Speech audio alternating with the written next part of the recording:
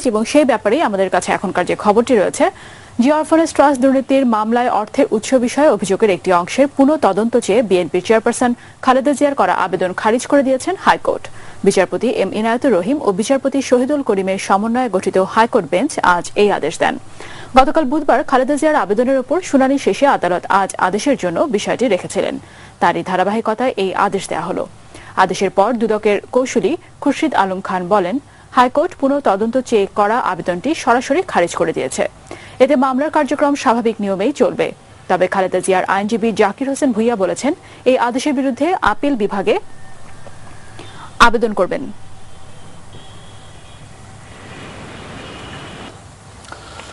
ফেনীর ফুলগাজীর বদরপুরে ভারতীয় সীমান্তবর্তী এলাকায় মাদক ব্যবসায়ীদের হামলায় নওশের আলী নামে এক আনসার সদস্য নিহত হয়েছেন। নিখোঁজ আছেন পুলিশের একজন সোর্স।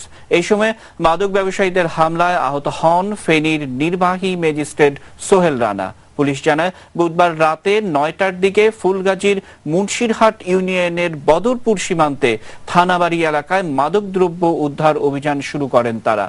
দিনগত রাত 1:30টার দিকে মাদক ব্যবসায়ী পুলিশের উপর হামলা চালায়। তারা ম্যাজিস্ট্রেট সোহেল রানাকে কুপিয়ে আহত করে এবং আনসার সদস্য নওশার আলী এবং পুলিশের একজন সোর্সকে আহত অবস্থায় ভারতীয় সীমান্তে কাছাকাছি নিয়ে যায়। সেখানে তাদের বিএসএফ এর সদস্যের হাতে তুলে দেয় মাদক ব্যবসায়ীরা। বিজিবির কমান্ডার লেফটেন্যান্ট জেনারেল সারওয়ার জাহান জানিয়েছেন, আনসার সদস্য নওশার আলী মারা গেছেন এবং সোর্স আহত অবস্থায় বিএসএফ এর হাতে আটক রয়েছেন। মাদক ব্যবসায়ীদের ধরতে আজ রাতে বিজিবি বিএসএফ পতাকা বৈঠক বসবে বলে জানিয়েছে এই বিজিবি কর্মকর্তা। যখন আমাকে প্রথমে এখানে ওরা ভূত অস্ত্র দিয়ে একটা কোপ মারে, পরে আমি আবার ব্যাক করার সময় আবার এখানে একটা কোপ মারে। কোপ মারার পরে আমি মূলত বুঝতে পারি যে আমাদের নিজেদের আত্মরক্ষা এবং সরকারি অন্যান্য কর্মচারীদের আত্মরক্ষা এবং সর্বোপরি পুরো টিমটার আত্মরক্ষার্থে আমরা রাবার বুলেট 14 রাউন্ড ছুড়ে সেখান থেকে আমরা নিরাপদ স্থানে চলে আসতে পারি। প্রিয় দর্শক, ঘটনার বিস্তারিত জানতে আমরা এখন এই মুহূর্তে সরাসরি যোগ দিচ্ছি আমাদের প্রতিনিধি এস.এম. হাবিবের সঙ্গে। হাবিব, নিশ্চয়ই আপনি আমাকে শুনতে পাচ্ছেন এবং আমরা এর আগের খবরেও আপনি বিস্তারিত জানাচ্ছিলেন, কিন্তু আমরা যেমনটি খবরে বললাম যে রাতে আজকে পতাকা বৈঠক হওয়ার কথা রয়েছে, সেই সংশ্লিষ্ট সর্বশেষ কি খবর আছে আপনার হাতে? হাবিব, আমি শুনতে পাচ্ছি। আমি এই যে ঘটনাটা সীমান্ত এলাকায় ঘটেছে, এটি ফেনীর ফুলকাজী সীমান্ত এলাকা হলেও এটা কুমিল্লার 10 বিজিবির নিয়ন্ত্রণে। এটা পিলার বিউপি 5 হিসাবে ধরে, 5টা বিউপির মধ্যে এটাও কুমিল্লার আন্ডারে পড়াতে। আমি লেফটেন্যান্ট কর্নেল সরওয়ার জাহানের সাথে কথা বলেছি। তিনি বললো যে কালকে রাতে যে পতাকা বৈঠক হয়েছে সেখানে বিজিবি বলেছে যে আমরা আগামীকাল যে নিহত লেন্স নায়ক নওশাদের মৃতদেহ এটা ময়না তদন্ত করার পরে বিজিবির সাথে পুনরায় পতাকা বৈঠকে বসবে। তবে লেফটেন্যান্ট কর্নেল সরওয়ার জাহান আমাকে জানালো যে আজকের দিনের মধ্যে যে কোনো সময় তারা দুই দেশের সীমান্ত বৈঠকে বসবে। বসার পরে মৃতদেহ এবং পুলিশের যে সোর্স বিএসএফ এর হাতে আছে তাকে ফেরত দিবে। এই ছিল আমার কাছে সর্বশেষ। হাবিব, আপনাকে আবারও ধন্যবাদ এবং প্রয়োজনে আবারও আপনার সঙ্গে আমরা সংযুক্ত হওয়ার চেষ্টা করব। বিশেষ করে আজকে রাতে যে বৈঠকটি হওয়ার কথা আছে সেই সংশ্লিষ্ট খবর আপনি ইতিমধ্যে সংগ্রহ করে রাখতে পারেন। প্রিয় দর্শক, আমাদের প্রতিনিধি বলছিলেন যে সর্বশেষ পরিস্থিতি এই মুহূর্তে আমাদের হাতে যে খবর আছে, ফাইজা, আমরা মনে হয় বিশেষ করে সিলেটের কলেজ ছাত্রী খাদিজার খবরটি দর্শকদের সামনে আনতে পারি, আমরা দিতে পারি এবং আসলে আমরা বলবো যে পুরো দেশ স্বস্তি ফেলে বেঁচেছে এই খবরটি শুনে। সিলেটের কলেজ ছাত্রী খাদিজা হত্যা চেষ্টা মামলার একমাত্র আসামি বখাটে বদরুল আলমকে যাবজ্জীবন কারাদণ্ড দিয়েছেন আদালত। বুধবার সিলেটের মহানগর দায়রা জজ আদালতের বিচারক আকবর হোসেন মৃধা এই রায় ঘোষণা করেন। এই রায়কে দৃষ্টান্তমূলক বলছেন আইনজীবী ও সচেতন মহল।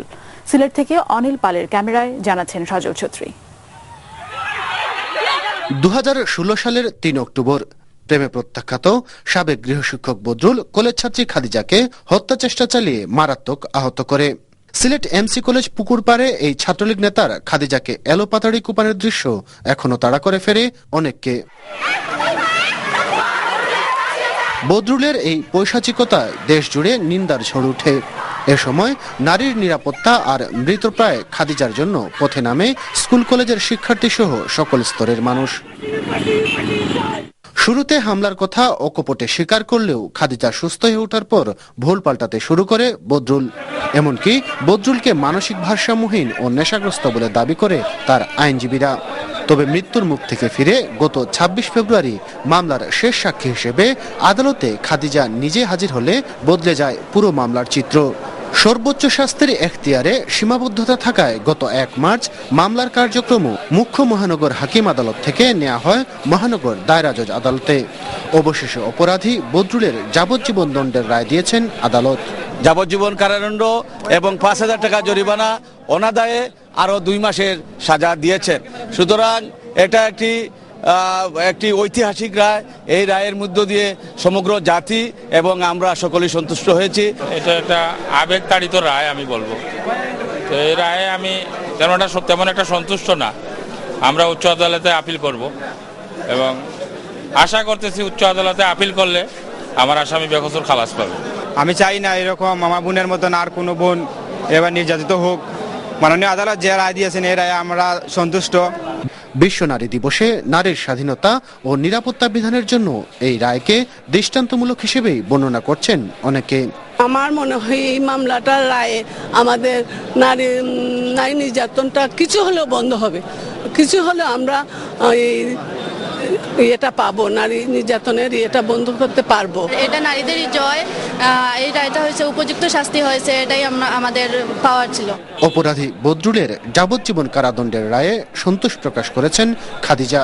মাননীয় প্রধানমন্ত্রীর কাছে এবং আদালতের কাছে এবং মিডিয়া ভাইদের কাছে আমি সন্তুষ্ট আছি এবং শুকরিয়া জানাই তাদেরকে। আমার যে পরিস্থিতি হয়েছে আমি চাই না সেই পরিস্থিতি অন্য কোনো নারীদের উপর হোক।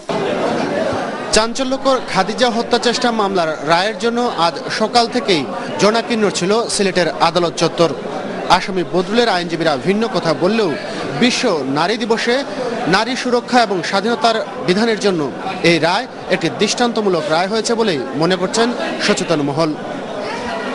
সজল ছত্রী, এটিএন নিউজ, সিলেট। প্রিয় দর্শক, আপনাদের জানিয়ে দিতে চাই এবারে আমাদের যে নিয়মিত বিশেষ আয়োজন এবং আপনারা ইতিমধ্যেই সকাল থেকে দেখছেন সেই আয়োজনের খবর জানাতে চাই। পাটের নতুন সম্ভাবনা, বাংলাদেশে বিদেশি বিনিয়োগ নতুন ক্ষেত্র বলে মনে করছেন বিশেষজ্ঞরা।